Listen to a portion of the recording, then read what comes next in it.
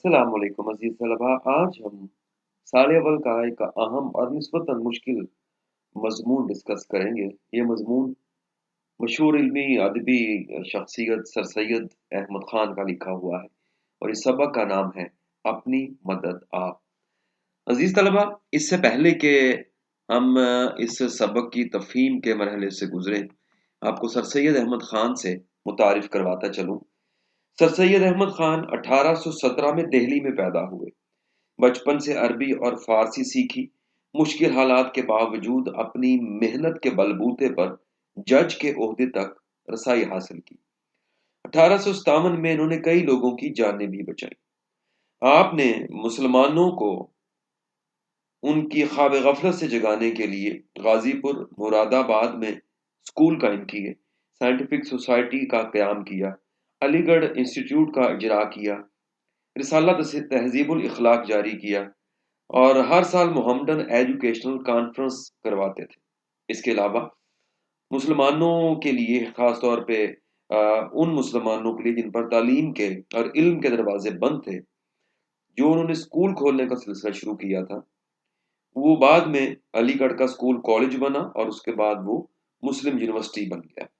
Sir Syed Ahmad Khan की बेशुमार तसानीफ हैं, जिनमें सर सैयद अहमद खान ने मुसलमानों को तालीमी और इल्मी लिहाज से और जदीद अलूम के हवाले से तरक्की देने के लिए हर मुमकिन कोशिश की। सर सैयद अहमद खान ने मुसलमान कौम की इस्लाह का सिलसिला अपनी पूरी जिंदगी जारी रखा। उनके तहरीरों में नजर आने वाली सादगी और दिल में उतरता हुआ अंदाज उनकी तहरीर को चार चांद लगा देता है। इसके बावजूद सर सैयद अहमद खान की इल्मियत की वजह से हमें महसूस होता है कि सर सैयद अहमद खान की तहरीरें कुछ इतनी भी सादा नहीं, क्योंकि वो दौर इल्मियत का दौर था। तो उस दौर की सादा तहरीर आज के हवाले से हमें मुश्किल महसूस होगी। तो ये एक अहम सबक है, जिसमें से आपको 3-4 दफ़ा गुजरना पड़ेगा, तवज्जो आपको करना पड़ेगी, क्योंकि इस सबक में से बहुत इम्कान होता है कि आपको तशरीह के लिए पैराग्राफ आ जाए। तो एक नज़र इस सबक की मुश्किलात पर, इस सबक के एक मुख्तसर से जायजे पर एक नज़र डालते हैं। इस सबक में सर सैयद अहमद खान बताते हैं कि बड़ी मशहूर बात है कि खुदा उनकी मदद करता है जो अपनी मदद आप करते हैं। सर सैयद ने इसी उसूल के जरिए मुसलमानों को अपने आप को संभालने का मशवरा दिया है। उनका ख्याल है कि यही वो उसूल है जिसके जरिए कोई इंसान या कोई कौम तरक्की कर सकती है। अगर कोई इंसान या कौम ये समझती है कि वो अपनी सलाहियतों से काम लिए बगैर दूसरों की मदद और तामुन से तरक्की कर सकती है, तो वो उस कौम की या उस शख्स की कम अक्ली है। क्योंकि दूसरों के हाथों की तरफ देखना आहिस्ता आहिस्ता इंसान में गैरत की कमी का बायस बनता है। उसकी नजर में और फिर दूसरों की नजर में उसकी इज्जत कम हो जाती है और यही फिर खत्म होने वाली खूबियां आहिस्ता आहिस्ता इंसान को इज्जत से रुसवाई की तरफ ले जाती है। चुनाचे यही रवैया अख्तियार रखा जाए तो फिर एक शख्स हो या कौम, वो दूसरी कौम या दूसरी शख्सों की नजर में रुसवा हो जाया करता है। सर सैयद कहते हैं कि यह कुदरत का उसूल है कि जैसी खूबियां किसी कौम में या किसी अवाम में हों, उसी तरह की हुकूमत उन पर मुसल्लत की जाती है।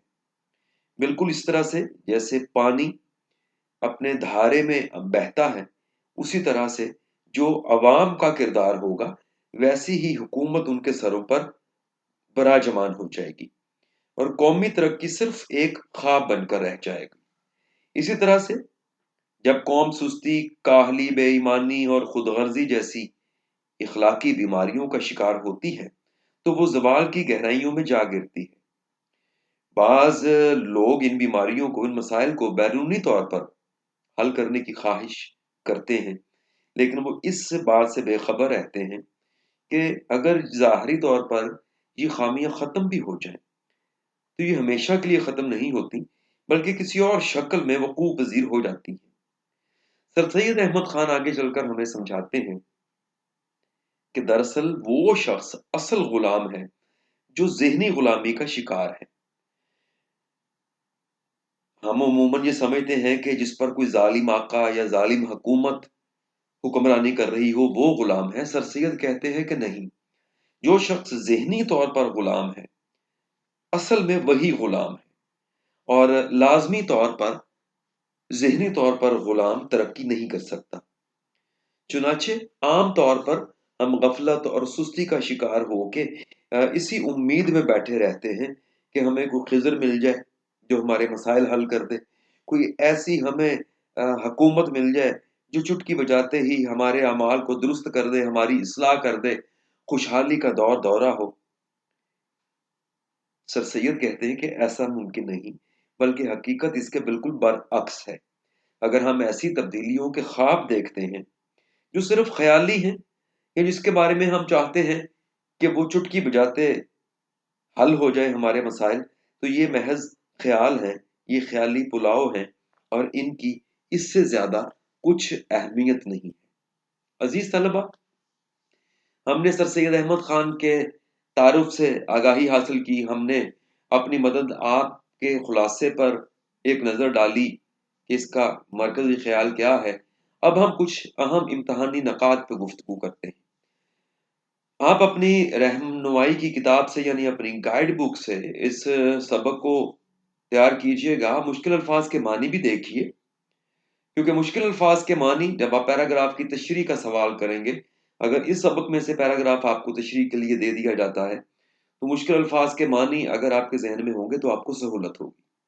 اگر اس میں سے پیراگراف تشریح کے لیے آپ کو دے دیا جائے جس کا بہت زیادہ امکان ہے، تو اس میں آپ سے مشکل الفاظ کے معنی نہیں پوچھے جائیں گے، نہ ہی آپ نے لکھنے ہیں، وہ آپ کے اپنی سہولت کے لیے ہے. آپ سے سبق کا نام اور مصنف کا نام پوچھا جائے گا، آپ سے سیاق و سباق یعنی اس سبق کا مرکزی خیال پوچھا جائے گا جو آپ نے 5-6 لائنوں میں لکھنا ہے. پھر آپ کو کہا جائے گا کہ آپ پیراگراف کی تشریح کریں. پیراگراف کی تشریح کرتے ہوئے سرخیاں ہرگز مت دیں، بلکہ پیراگراف بنا لیں، اور اگر آپ چاہیں تو آپ اس میں ایکسٹرا چیزیں یعنی کوئی شعر، اقوال زرعی، آیت حدیث کا ترجمہ وغیرہ شامل کر کے اپنی تشریح کو مضبوط کر سکتے ہیں. اس چیز کا امکان بہت کم ہے کہ اس کا خلاصہ آپ کو دیا جائے، لیکن پھر بھی جب آپ اس سبق کو تشریح کے لیے اچھی طرح سے تیار کر لیں گے تو سمجھ لیجئے کہ آپ کا خلاصہ خود بخود تیار ہو جائے گا. اس سبق کے خلاصے کو جتنا ممکن ہو آسان الفاظ میں لکھنے کی کوشش کیجیے تاکہ آپ کی املا کی غلطیاں کم سے کم ہوں. اور اس سبق کو جب آپ تشریح کے لیے تیار کریں گے، اس میں سے ایک دفعہ آپ گزریں گے تو بہت سی چیزیں ایسی ہوں گی جو آپ کی یادداشت کا حصہ بنیں گی، وہ پھر آگے چل کر حصہ معروضی کے کسی سوال کی شکل میں آپ کے کام آئے گی. جیسا کہ میں آپ کو پہلے بھی بتا چکا ہوں کہ معروضی حصہ جب آپ کریں گے تو معروضی حصے میں سے 5 نمبر کے سوالات آپ کو سبقوں میں سے دیے جائیں گے. تو آپ کسی بھی سبق کو تیار کریں، اس کو یہ سوچ کے تیار کریں کہ اس کا خلاصہ، اس میں سے تشریح اور معروضی سوالات آپ کے تیار ہو سکیں. آج کے لیکچر کے لیے اتنا ہی کافی ہے. انشاءاللہ آئندہ دنوں میں ہم مزید لیکچرز کے ساتھ، مزید رہنمائی کے ساتھ آپ سے ملاقات کریں گے. اپنے استاد کاشف شہزاد کو اجازت دیجیے. دعاؤں میں یاد رکھیے گا. اللہ آپ کا حامی و ناصر ہو.